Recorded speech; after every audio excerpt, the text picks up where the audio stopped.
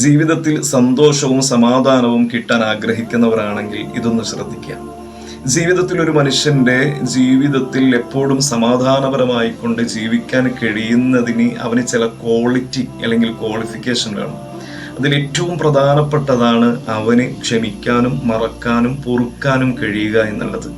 കാരണം ഒരു മനുഷ്യനെ സംബന്ധിച്ചിടത്തോളം ഖുർആൻ തന്നെ പഠിപ്പിക്കുന്നത് കാണാം, ഖുലിഖൽ ഇൻസാനു ദഈഫ, ദുർബലനായിട്ടാണ് മനുഷ്യ സമൂഹത്തെ നാം പടച്ചിട്ടുള്ളത് എന്ന് അല്ലാഹു തആല ഖുർആനിൽ പറഞ്ഞതാണ്. അതായത് ഒരു തെറ്റൊരു മനുഷ്യനിൽ സംഭവിക്കാം, ആ തെറ്റിന്റെ പിന്നാലെ കൂടി നടക്കുന്നവരുണ്ടല്ലോ ചില ആളുകൾ.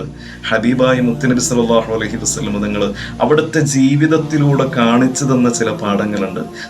തൻ്റെ പ്രിയപ്പെട്ട കുടുംബം, ചോരകൾ, നാട്ടുകാർ, അയൽക്കാർ, കുടുംബമിത്രാദികൾ തന്നെ അവിടുന്ന് ആക്ഷേപിക്കുകയും ആക്രമിക്കുകയും ചെയ്തപ്പോൾ അള്ളാഹുവിന്റെ റസൂൽ സല്ലല്ലാഹു അലൈഹി വസല്ലം തങ്ങൾ ചെയ്തത് അവർക്ക് പുറത്തു കൊടുക്കുകയാണ് ചെയ്തത്.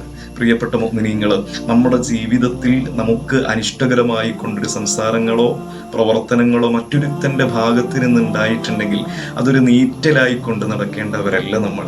നമുക്ക് സമാധാനത്തോടുകൂടെ ജീവിക്കണം എന്നുണ്ടെങ്കിൽ അത് പ്രതികരിക്കാൻ വേണ്ടി അല്ലെങ്കിൽ പ്രതികാരത്തിന് വേണ്ടി കാത്തു നിൽക്കേണ്ടവരല്ല നമ്മൾ. അത് മനസ്സറിഞ്ഞ് പുറത്തു കൊടുത്തു നോക്കും, നമ്മുടെ ജീവിതത്തിൽ സന്തോഷം ഉണ്ടാകും. ആ പിണങ്ങി നിന്നവർ നമ്മോട് ചേർന്ന് നിൽക്കാൻ അത് കാരണമാകും. അല്ലാഹു തആല നമുക്ക് നമ്മുടെ ജീവിതത്തിൽ ഖൈറ് പ്രദാനം ചെയ്യട്ടെ.